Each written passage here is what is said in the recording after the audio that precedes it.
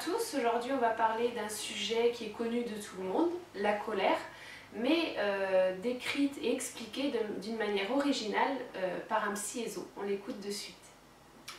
La colère, d'où vient la colère, pourquoi elle apparaît et comment elle disparaît. C'est un sujet qui est intéressant, il est très simple en fait. Il a l'air d'être sophistiqué une fois qu'on va entendre, il aura l'air sophistiqué une fois qu'on va entendre l'expliquer, mais finalement il est très rationnel et il tient debout, il tient la route comme on dit. On va imaginer une personne qui a son boulot et qui pendant des mois subit, on va dire, la vindicte d'un chef d'équipe, etc. Donc cette personne a la pression, la personne qui est le chef l'a dans le nez, comme on dit, ne l'aime pas, a décidé d'y bousiller sa vie, de lui gâcher sa vie, je sais pas quoi d'autre. Voilà, donc la personne travaille avec un chef, ce chef lui met la pression et elle rentre tous les soirs, elle est fatiguée, elle est énervée, elle est stressée, etc. Et un beau jour, en rentrant, on va dire que cette personne on va dire que c'est une femme, elle a son mari qui l'adore, elle l'adore, elle a un enfant qu'elle adore et l'enfant l'adore aussi. Et un beau soir, un beau jour, elle rentre chez elle et elle commence à envoyer paître son mari, elle va balader, et elle commence à rentrer dans une colère noire, elle s'en prend à son mari, elle s'en prend à son fils ou à sa fille, et elle s'en prend à ses amis, bref, elle pète un câble, comme on dit. Qu'est-ce qui s'est passé? Ben, c'est très simple. Il s'est passé que pour des raisons typiquement humaines, d'intérêt immédiat, on est à une époque où on ne peut pas dire à un chef tu ne me plais pas, va te faire foutre, c'est pas possible parce que le chef va tout faire pour se débarrasser de nous à perdre notre boulot. C'est du moins ce que nous pensons. Donc nous sommes obligés de nous taire dans certaines circonstances. Et le fait de se taire dans certaines circonstances, un chef, un patron, un mari ou une femme autoritaire, etc., pour pas envenimer, pour pas foutre la merde, comme on dit en bon français, le fait d'avoir pris cette habitude et cette manie, ce schéma qui nous fait dire qu'on ne peut pas s'exprimer, que sinon ça va nous retomber dessus, le fait de se taire va permettre une accumulation du stress.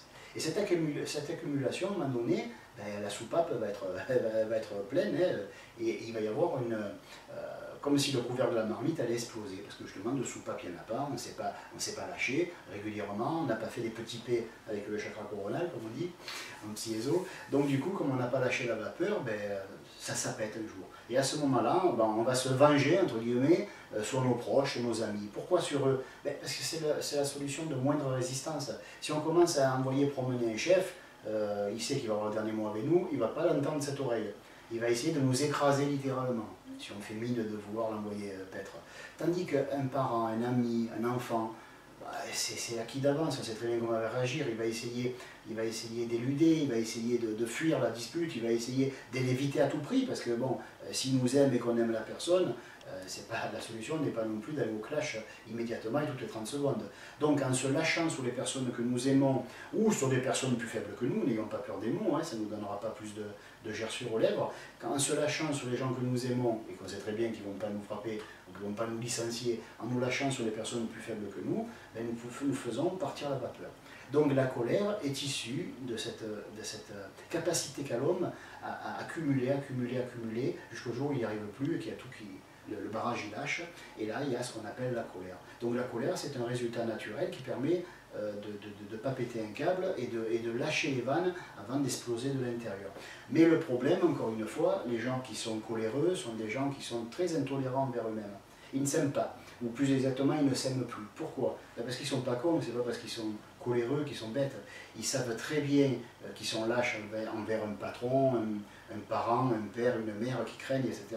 Et que du coup, ben, ils vont être obligés de se lâcher sur moins fort qu'eux, sur moins résistant qu'eux, et sur quelqu'un qui par amour peut-être, ou par gentillesse ou sagesse, appelez ça comme vous voulez, ou par luminosité, peu importe, ne va pas envenimer les choses. Donc la personne, elle n'aura aucune résistance, elle va pouvoir se vider, et elle remplira l'autre personne de cette colère qui se déverse. Le problème, c'est que c'est un cercle vicieux autogène, ou coercitif.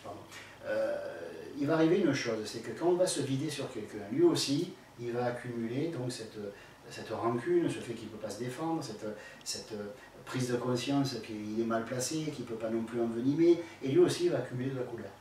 Et à son tour, il va se déverser sur quelqu'un d'autre, qui lui-même à son tour va se déverser sur quelqu'un d'autre. Et la colère est on dit qu'elle est mauvaise conseillère, mais bon, ça c'est pas le moindre de ses défauts.